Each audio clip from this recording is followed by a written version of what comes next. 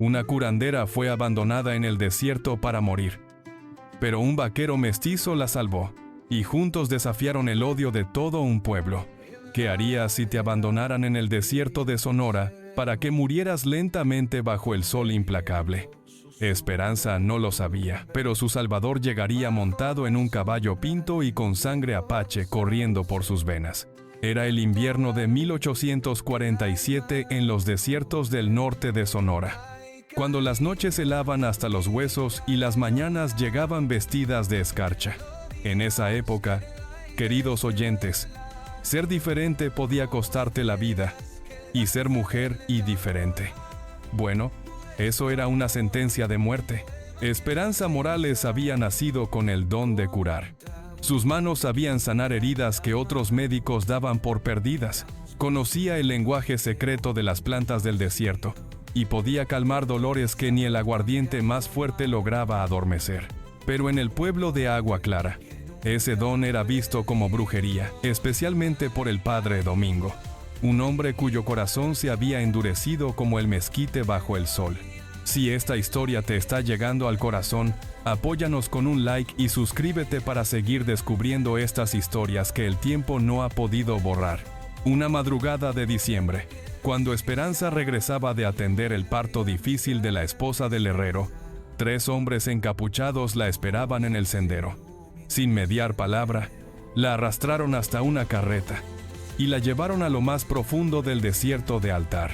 Allí, a más de 2 días de camino del pueblo más cercano, la abandonaron con las manos atadas y apenas un cántaro de agua rota que no servía ni para burlar la sed.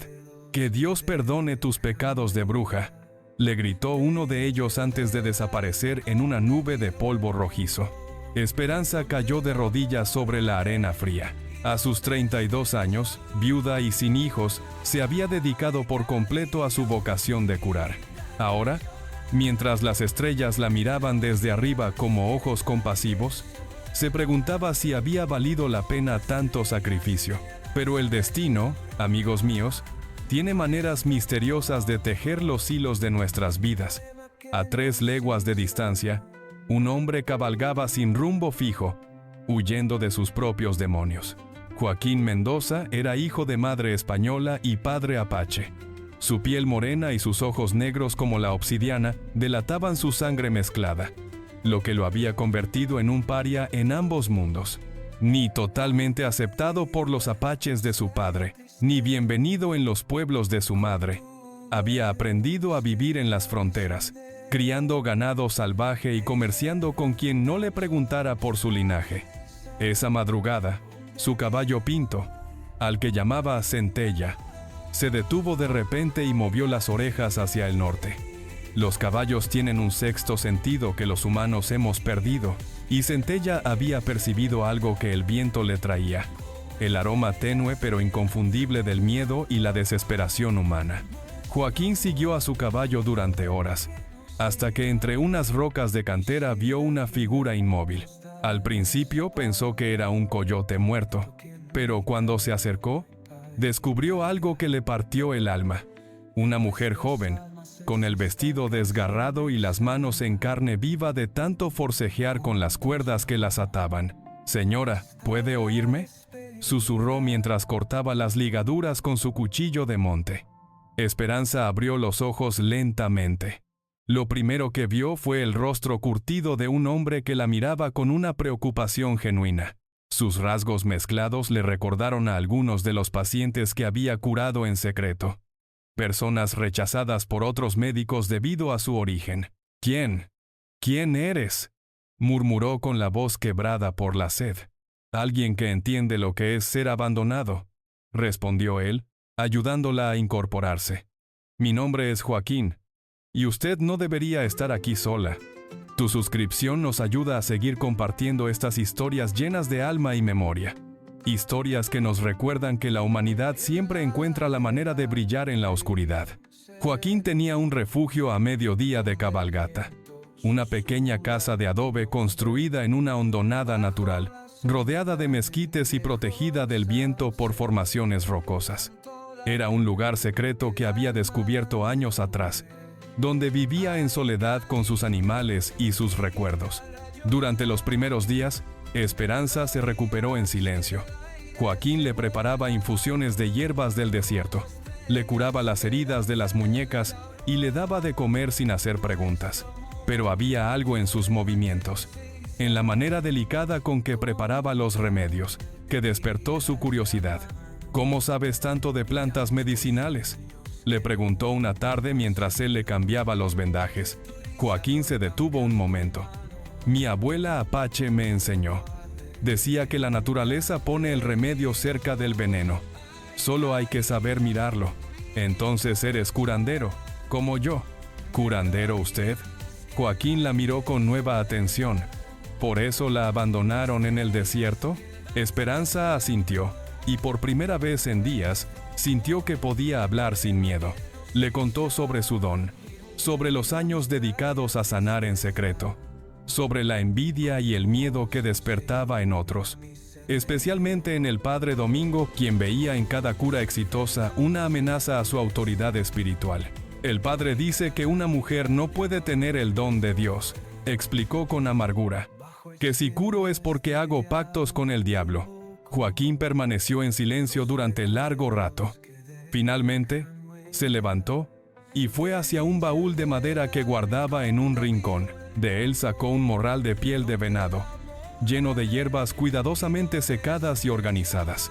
«Mi abuela murió hace 10 años», dijo suavemente, «pero antes me hizo prometer que seguiría curando a quien lo necesitara, sin importar el color de su piel o el idioma de sus oraciones. Me dijo que el don de sanar viene del Gran Espíritu, y que el Gran Espíritu no conoce las divisiones que inventan los hombres». Esperanza sintió que algo se encendía en su pecho. Por primera vez en su vida, había encontrado a alguien que entendía su vocación, que no la juzgaba ni la temía. Durante las siguientes semanas, Esperanza y Joaquín trabajaron juntos combinando sus conocimientos. Ella aportaba las técnicas que había aprendido de las parteras del pueblo y de los libros de medicina que había conseguido en secreto. Él compartía la sabiduría ancestral de los apaches, cómo usar la savia del palo verde para sanar heridas infectadas, cómo preparar el té de ocotillo para los problemas del corazón, cómo hacer cataplasmas de nopal para bajar las fiebres más bravas. Pero no era solo conocimiento lo que compartían. En las largas noches del desierto, sentados alrededor del fuego, intercambiaban historias de sus vidas solitarias, de los prejuicios que habían enfrentado, de los sueños que habían tenido que enterrar. «¿Nunca has pensado en tener una familia?», le preguntó Esperanza una noche, mientras contemplaban las estrellas. «¿Con quién?», respondió Joaquín con una sonrisa triste. «¿Con una mujer apache que me vería como demasiado español? ¿Con una española que me vería como demasiado salvaje? He aprendido que algunos estamos destinados a caminar solos. O tal vez», dijo Esperanza suavemente, «estamos destinados a encontrar a alguien que también camina solo».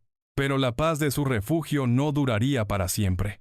Una tarde de febrero, mientras Joaquín cazaba liebres entre los cerros, apareció en la hondonada un grupo de jinetes. Esperanza los reconoció inmediatamente. Eran hombres de Agua Clara, encabezados por el padre Domingo y por Cornelio Vázquez, el terrateniente más poderoso de la región. «Esperanza Morales», gritó el padre Domingo, «sabemos que estás aquí. Sal y enfrenta la justicia de Dios». Esperanza salió de la casa con las manos en alto, pero con la barbilla levantada. «¿Qué justicia, padre? La de abandonar a una mujer en el desierto para que muriera. La justicia de purificar este mundo de tus artes diabólicas», respondió Cornelio Vázquez, escupiendo en el suelo. «Además, ahora sabemos que te has juntado con un medio apache. Eso confirma tu naturaleza pecaminosa». «Joaquín Mendoza es un hombre bueno», defendió Esperanza. «Más bueno que muchos que van a misa todos los domingos». El padre Domingo se bajó del caballo y se acercó a ella. «Regresa al pueblo, Esperanza. Confiesa públicamente tus pecados. Renuncia a tus prácticas de brujería. Y tal vez el Señor tenga misericordia de tu alma. ¿Y si no lo hago? Entonces quemaremos este lugar y a ti con él». En ese momento, se oyó el galope de un caballo acercándose. Joaquín apareció en la cresta del cerro, montado en centella y con su rifle en las manos. «Caballeros», dijo Joaquín con voz calmada pero firme, «están en mi propiedad sin permiso». Cornelio Vázquez se echó a reír. «¿Tu propiedad? ¿Un medio indio reclamando tierras? Eso sí que es gracioso. Gracioso o no, es mi tierra. Y la mujer está bajo mi protección». El padre Domingo se adelantó. «Joaquín Mendoza, ¿verdad? He oído hablar de ti. Dicen que curas ganado con hierbas del demonio. Eso te convierte en cómplice de esta mujer». «Curo con las plantas que el Creador puso en esta tierra, padre. Las mismas plantas que usted bendeciría si las usara un médico español». La tensión se podía cortar con machete. Los hombres de Cornelio tenían las manos cerca de sus pistolas, pero Joaquín estaba en posición ventajosa, en terreno elevado y con mejor cobertura. «¿Realmente quiere derramar sangre por defender a una bruja?», preguntó Cornelio. «Quiero derramar sangre por defender a una mujer inocente», corrigió Joaquín, «y por defender mi derecho a vivir en paz en mi propia tierra». Esperanza dio un paso adelante. «Basta», dijo con voz fuerte. «No quiero que nadie muera por mi causa. Padre Domingo, Cornelio, les propongo algo. Denme una oportunidad de demostrar que mi don viene de Dios, no del demonio. Si en los próximos 3 meses no logro salvar una vida que ustedes consideren imposible de salvar, me entregaré voluntariamente y aceptaré el castigo que crean justo». Cornelio y el padre Domingo intercambiaron miradas. «¿Y si logras esa cura milagrosa?», preguntó el padre. «Entonces me dejarán vivir en paz y reconocerán públicamente que mi don es una bendición, no una maldición». Joaquín la miró preocupado, pero ella le hizo una seña de que confiara en ella. «¿Y el medio apache?», preguntó Cornelio con desprecio. «Joaquín no ha hecho nada malo. Si gano la apuesta, también lo dejarán en paz». Los hombres se retiraron a deliberar.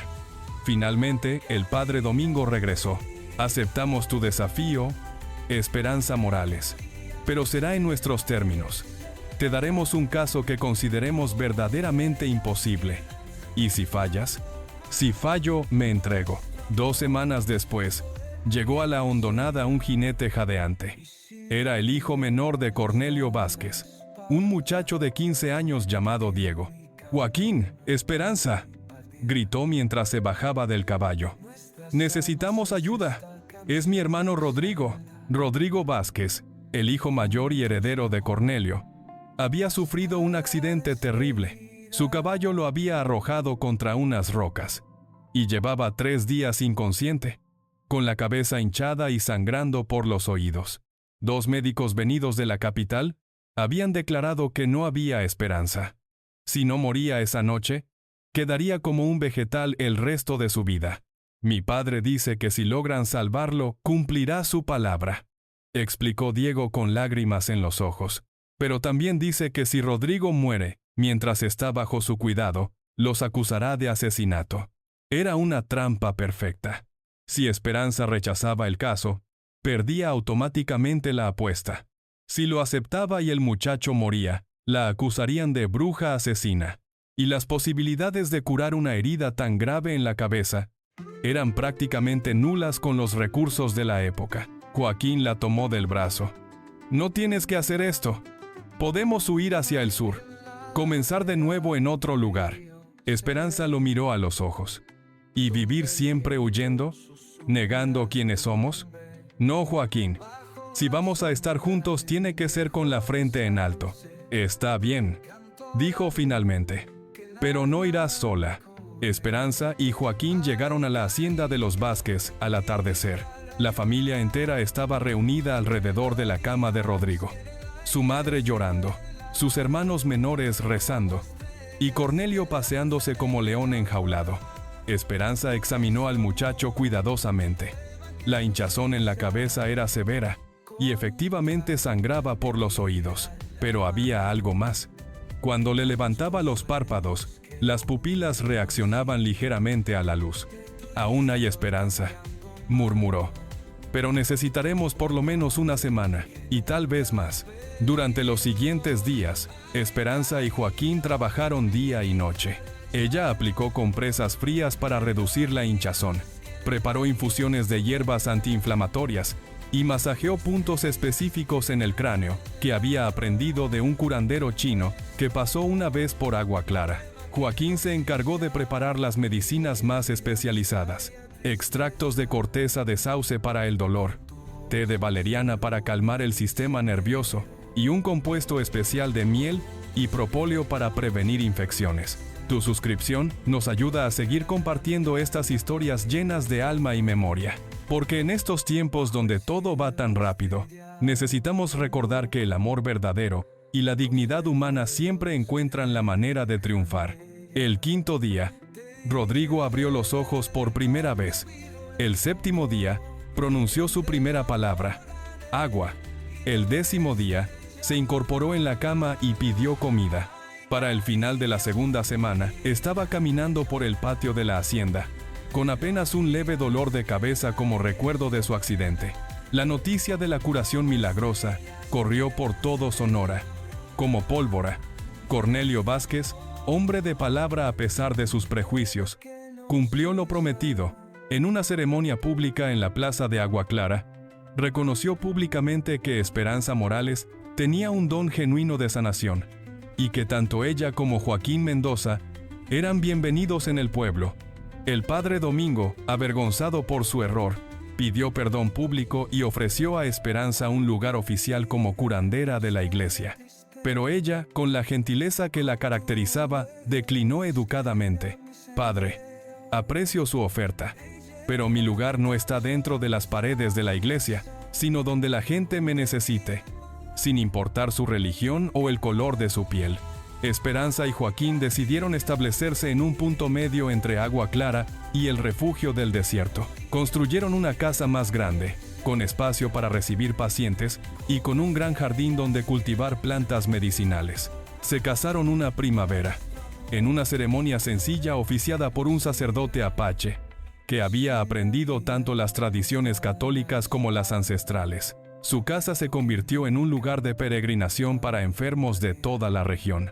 Llegaban españoles, mestizos, apaches, incluso algunos americanos que habían oído hablar de los curanderos milagrosos del desierto de Sonora.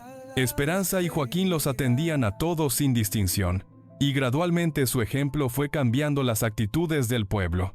Tuvieron 3 hijos, 2 niñas y un varón, a quienes criaron enseñándoles que el valor de una persona no se mide por el origen de su sangre, sino por la generosidad de su corazón y la fuerza de su espíritu. Esperanza vivió hasta los 85 años y Joaquín hasta los 87. Cuando murieron, con apenas unos meses de diferencia, el pueblo entero los lloró como a santos. En su tumba, que construyeron bajo un viejo mezquite en la colina que dominaba Agua Clara, grabaron una inscripción que resumía su vida. Aquí descansan Esperanza Morales y Joaquín Mendoza, que nos enseñaron que el amor no conoce fronteras, que el don de sanar viene del corazón y que la verdadera nobleza se mide por la capacidad de servir a otros. Sus descendientes siguieron practicando el arte de la curación durante generaciones, y la casa que construyeron se convirtió en el primer hospital del norte de Sonora. Y así, queridos oyentes, una mujer abandonada en el desierto para morir, y un hombre rechazado por 2 mundos, encontraron en su unión la fuerza para cambiar no solo sus propias vidas, sino las vidas de todos los que los rodeaban. Porque el amor verdadero, ese que ve más allá de los prejuicios y las diferencias, tiene el poder de sanar no solo cuerpos enfermos, sino también almas heridas y comunidades divididas. La historia de Esperanza y Joaquín nos recuerda que en los momentos más oscuros de nuestras vidas, cuando creemos que todo está perdido, el destino puede ponernos en el camino de alguien que no solo nos salvará, sino que nos dará una razón para vivir que nunca habíamos imaginado. Y si esta historia te tocó el corazón, suscríbete antes de que un apache te lleve de paseo al desierto sin sombrero. En pantalla tienes 2 de nuestras mejores historias del corazón de Sonora. Verdaderas máquinas del tiempo que te transportarán a una época donde el honor y el amor verdadero aún significaban algo.